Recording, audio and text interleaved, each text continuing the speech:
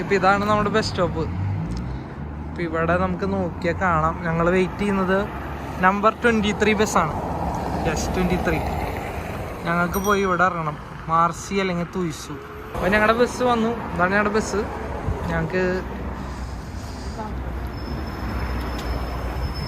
ബാക്കി വെക്കും.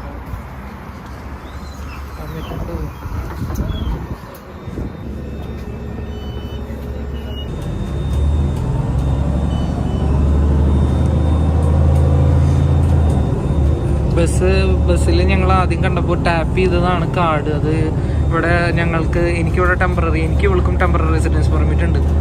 അപ്പോൾ അതുകൊണ്ട് തന്നെ ഞങ്ങൾക്കിത് ഇങ്ങനെ ചാർജ് ചെയ്യേണ്ട ആവശ്യമില്ല. അത് നമുക്ക് റെസിഡൻസ് പെർമിറ്റ് ഉള്ളവർക്ക് ഇവിടുത്തെ ഗവൺമെൻറ് അനുവദിച്ചിട്ടുള്ള ഒരു ബെനിഫിറ്റാണ്. നമുക്ക് കൂടുതലും ഒരു സിറ്റി കാർഡ് കിട്ടും ട്രാവൽ ചെയ്യാൻ. അപ്പോൾ ആ കാർഡ് യൂസ് ചെയ്ത് നമുക്ക് ട്രാവൽ ചെയ്യാം. ഞങ്ങളുടെ സ്റ്റോപ്പ് എത്തി.